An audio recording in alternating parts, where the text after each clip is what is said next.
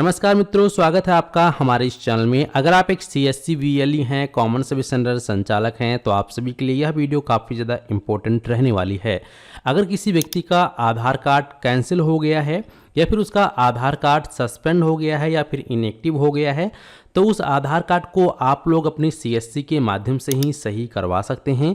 तो किस प्रकार से CSC VLE अपने कस्टमर का जिनका आधार कार्ड सस्पेंड हो गया है या फिर इनएक्टिव हो गया है या फिर आधार कैंसिल हो चुका है, तो उसको किस प्रकार से दोबारा से एक्टिवेट करवा सकते हैं, इसका कंप्लीट प्रोसेस आज की इस वीडियो में बताने वाला हूं। साथ ही साथ ये भी बताऊंगा कि आधार कैंसिल होने का रीज़न क्या होता है, और अगर आधार किसी व्यक्ति का सस्पेंड हो गया है या फिर इनएक्टिव दिखा रहा है तो उसके पीछे का रीज़न क्या है, ये भी बताऊंगा। साथ ही किस प्रकार से उसको एक्टिवेट करवाना है ये भी हम जानेंगे। तो वीडियो को शुरू से लेकर अंत तक जरूर देखना, और अगर चैनल में पहली बार आए हैं तो चैनल को सब्सक्राइब करने के साथ साथ नोटिफिकेशन बेल आइकन को ऑल पे क्लिक करके ऑन कर लीजिएगा, ताकि आप इसी प्रकार की लेटेस्ट इन्फॉर्मेशन सबसे पहले देख पाएँ। तो चलिए शुरू करते हैं। अभी आपने सब्सक्राइब नहीं किया है, पहले सब्सक्राइब कर लीजिए। तो सबसे पहले दोस्तों हम यहाँ पे आपको दिखा देते हैं कि आपके पास आए दिन कुछ ना कुछ ऐसे कस्टमर जरूर आते होंगे जो कि कहते होंगे कि हमारा आधार कार्ड डाउनलोड कर दीजिए या फिर निकाल दीजिए। लेकिन जब आप उनका आधार कार्ड नंबर UID की साइट पर जाकर सर्च करते हैं या फिर डाउनलोड करने के लिए डालते हैं, तो वहाँ पे साफ साफ लिखा आता है आधार सस्पेंशन या फिर आधार इनएक्टिव या फिर आधार कैंसिलेशन। अगर ये एरर आपको वहाँ पे देखने को मिल रहा है तो ऐसे में आप उसका आधार कार्ड डाउनलोड भी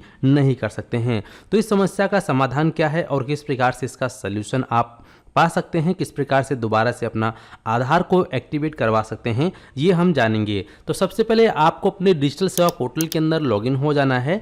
लॉगिन हो जाने के बाद यहाँ पर आपको एक ऑप्शन दिख रहा होगा CP ग्राम्स। आप यहाँ पे CP ग्राम्स पे क्लिक कर देंगे। तो CP ग्राम्स पे क्लिक करेंगे तो आप सभी के सामने इस प्रकार से डैशबोर्ड ओपन हो जाएगा। सबसे पहले मैं इसको लॉग आउट कर देता हूँ, मैं पहले से लॉगिन हूँ तो शायद आप लोग समझ ना पाएँ, तो यहाँ पे मैं इसको लॉग आउट कर देता हूँ। लॉग आउट करने के बाद आप सभी जब इस प्रकार से CP ग्राम्स पे क्लिक करेंगे तो आप सभी के सामने इस प्रकार से डैशबोर्ड आ जाएगा। तो यहाँ पे आपको ऑप्शन दिखाई देगा डिजिटल सेवा कनेक्ट, आप इस पे क्लिक करेंगे। जैसे ही आप इस ऑप्शन पे क्लिक करते हैं तो आप अपनी ID व पासवर्ड से इसके अंदर लॉगिन हो जाएंगे, आपका नाम वगैरह शो हो जाएगा। यहाँ पे आपको ऑप्शन मिल रहा है लॉज पब्लिक ग्रीवेंस, आप इस पे क्लिक करेंगे। इस पे क्लिक करने के बाद यहाँ पे एक टर्म्स एंड कंडीशन आएगा। यहाँ पे बताया गया कौन कौन से मैटर में आप लोग यहाँ पे कंप्लेंट नहीं डाल सकते हैं। तो यहाँ पे इस पर टिक करना है, सबमिट बटन पे क्लिक करना है। इतना करने के बाद आपके सामने इस प्रकार से डैशबोर्ड ओपन हो जाएगा। स्क्रॉल करते हुए थोड़ा सा नीचे आएंगे, यहाँ आपको ऑप्शन दिखाई देगा मोर मिनिस्ट्री डिपार्टमेंट स्टेट गवर्नमेंट, इस पर क्लिक करेंगे। यहाँ पर आपको सबसे नीचे चले आना है। तो यहाँ पे सबसे नीचे आओगे तो यहाँ पे आपको एक और ऑप्शन दिखाई देगा unique identification authority of India, यानी कि UIDAI। ठीक है, आपको इसी वाले ऑप्शन पे क्लिक कर देना है। इस पे क्लिक करोगे तो आपके सामने इस प्रकार से आ जाएगा। यहाँ पे सिलेक्ट मेन कैटेगरी है, तो यहाँ पे आप सिलेक्ट मेन कैटेगरी में क्या सेलेक्ट करेंगे, तो यहाँ आपको सिलेक्ट करना है आधार नंबर रिलेटेड इशू, क्योंकि उसका जो आधार कार्ड है वो सस्पेंड हो गया है या फिर कैंसिल हो गया है या फिर इनएक्टिव हो गया है। तो आपको आधार नंबर रिलेटेड इशू पर क्लिक करना है। इस पर क्लिक करने के बाद आपके सामने सेलेक्ट नेक्स्ट लेवल कैटेगरी आ जाएगा। इसके बाद इस पर क्लिक करेंगे, यहाँ पे फिर आपको कई सारे ऑप्शन देखने को मिलेंगे, जैसे कि आधार सस्पेंशन और inactive Aadhaar, Aadhaar cancellation, unable to find misplaced Aadhaar, Aadhaar generated using fake documents. ठीक है, इस प्रकार से आपको टोटल 4 ऑप्शन दिखाई देंगे। अगर आपका इसमें आधार सस्पेंशन और इनएक्टिव दिखा रहा है तो इस ऑप्शन का सिलेक्शन करेंगे, और अगर आपका आधार कैंसिलेशन हो चुका है तो इसका सिलेक्शन करेंगे। अच्छा, पहले हम ये जान लेते हैं कि आधार कैंसिल क्यों होता है या आधार सस्पेंड या इनएक्टिव क्यों होता है।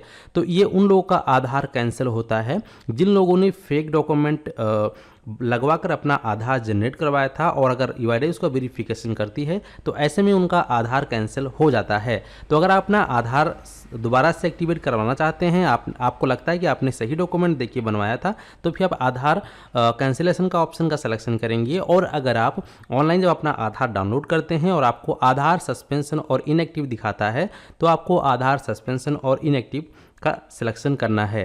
अब हम ये भी जानेंगे कि आधार सस्पेंशन और इनएक्टिव किस कारण से होता है। तो ये तभी होता है, जैसे मान लीजिए आज से 10 या 15 साल पहले आप लोगों ने अपना आधार कार्ड जब बनवाया था तो उस टाइम कुछ भी डॉक्यूमेंट नहीं मांगे जाते थे। बिना डॉक्यूमेंट के आपका नाम, जन्म तिथि, आपके फादर का नाम और एड्रेस पूछकर वो लोग बिना किसी डॉक्यूमेंट के ही आपका आधार कार्ड जनरेट कर दिए थे। 2014 में, 15 में या उससे पहले जितने भी आधार कार्ड बने हैं वो बिना डॉक्यूमेंट के ही बनाए गए थे। तो यूआईडीआई का कहना ये है कि आप लोगों को अपने आधार कार्ड में बायोमेट्रिक अपडेट के साथ साथ आपको अपने आधार कार्ड में आईडी प्रूफ और एड्रेस प्रूफ दोनों डॉक्यूमेंट को अपडेट कराना जरूरी है। तो जो लोग नहीं करवाए हैं तो उनका आधार कुछ समय के बाद आधार या तो सस्पेंड हो जाता है या तो फिर इनएक्टिव हो जाता है। और ऐसा तभी होता है जब आप लोग आधार कार्ड यूज ना कर रहे हों या फिर किसी जब से बना है तब से आपने एक बार भी उसमें कुछ भी करेक्शन नहीं कराया है, तो इस केस में आपका आधार उस जगह पर सस्पेंड या इनएक्टिव हो जाता है। तो फिर आप जो है सस्पेंशन और इनएक्टिव का सिलेक्शन करेंगे। अब इसके बाद यहाँ पे नेक्स्ट ऑप्शन आता है state which in mention on your Aadhaar. तो इस पर क्लिक करके आपको अपना स्टेट का चयन करना है। तो यहाँ पर जो भी उस व्यक्ति का स्टेट है वो स्टेट आप चयन करेंगे। इसके बाद यहाँ पर completed EID with date and time या फिर एसआरएन या फिर यूआरएन, जो भी उसके पास एनरोलमेंट स्लिप तो होगा ही जब उसने आधार बनवाया होगा, तो वो ईआईडी नंबर या एसआरएन नंबर या यूआरएन नंबर भी डालना मैंडेटरी है, क्योंकि यहाँ पर देखेंगे रेड कलर का स्टार मार्क लगा है तो जरूरी है डालना। तो अगर आप उसके पास एनरोलमेंट स्लिप है तो उसमें उसका जो एनरोलमेंट ईआईडी नंबर है वो एक साथ डालेंगे, फिर उसका जो वहाँ पर ईयर होगा वो ईयर डालेंगे, फिर मंथ डालेंगे, फिर डे डालेंगे, फिर जो टाइम होगा वो आपको एक साथ टाइप कर देना है। इसके बाद फिर यहाँ पे नीचे आएंगे टैक्स ऑफ ग्रीवेंस रिमार्क में। तो यहाँ पे आप अपने लैंग्वेज के हिसाब से, आपका अगर हिंदी लैंग्वेज अच्छी है तो आप हिंदी लैंग्वेज में लिख सकते हैं, इंग्लिश लैंग्वेज अगर आपको आती है तो आप इंग्लिश लैंग्वेज में भी यहाँ पर आप प्रॉपर तरीके से बता देंगे कि इस प्रकार से हमें प्रॉब्लम आ रही है और ये प्रॉब्लम है, आपको इस प्रकार से वहाँ पर लिख लेना है। इसके बाद उसका जो प्रॉब्लम है उसका कुछ स्क्रीनशॉट और साथ ही साथ आपको अपना वो आधार कार्ड का फ़ोटो एक पीडीएफ में आपको अटैच करना है। और अगर आपके पास कुछ डॉक्यूमेंट है आईडी प्रूफ और एड्रेस प्रूफ तो भी वहाँ पे आप अटैच करके एक ही पीडीएफ में, और इसके बाद यहाँ पे आप अपलोड कर देंगे। अपलोड करने के बाद अटैच करेंगे और फिर आप यहाँ पे नेक्स्ट बटन पे क्लिक करेंगे। तो नेक्स्ट करने के बाद आपके सामने इस प्रकार से ऑप्शन ओपन हो जाएगा। अब यहाँ पे उस व्यक्ति का पर्सनल डिटेल डालेंगे, उसका नाम डालेंगे, उसका जेंडर यहाँ से चूज़ करेंगे। इसके बाद यहाँ पे उसका डिस्ट्रिक्ट चूज़ करेंगे। स्टेट आपने पहले से सिलेक्ट कर लिया था, अगर आपको लगता है स्टेट दूसरा है तो इस पर क्लिक करके दोबारा से उसका स्टेट चेंज कर सकते हैं। और फिर यहाँ पे कंप्लीट एड्रेस फिल करना है, एरिया पिन कोड यहाँ डालना है, उसका एक ईमेल आईडी यहाँ देनी है और उसी कस्टमर का एक मोबाइल नंबर यहाँ दे देना है। और इसके बाद यहाँ पर इस प्रकार से इंटरफेस है। तो यहाँ पर अगर वह व्यक्ति एक्स सर्विसमैन था तो यस करेंगे, अदरवाइज नो पे ही रहने देंगे। और इसका यहाँ पर जो सिक्योरिटी कोड है कैप्चा कोड, ये कैप्चा कोड यहाँ डालेंगे और फिर आप यहाँ पर मेक पेमेंट पर क्लिक करेंगे। तो जैसे ही आप मेक पेमेंट पे क्लिक करते हैं तो इस प्रकार से सीधा रिडायरेक्ट कर देगा सीएससी पेमेंट पेज पे। अब यहाँ पे आप देखेंगे जो उसका जो सेल अमाउंट है वो 50 रुपीज़ का है, लेकिन आपके सीएससी वॉलेट से टोटल 70 रुपये कटेगा और आपको यहाँ पे इन हैंड लगभग 23 रुपये का कमीशन आपको 33 रुपये कमीशन आपको यहाँ पे मिल जाता है हैंड टू हैंड आपके सीएससी वॉलेट के अंदर। ठीक है, तो यहाँ पे अब आपको अपना जो सीएससी का पासवर्ड है वो डालेंगे। इसके बाद वैलिडेट पे क्लिक करोगे, फिर जो आपका वॉलेट का पिन है वो डालेंगे। जैसे ही डालोगे तो आपका जो स्लिप है यहाँ पे जनरेट हो जाएगा, वो आपको कस्टमर को प्रिंट करके दे देना है।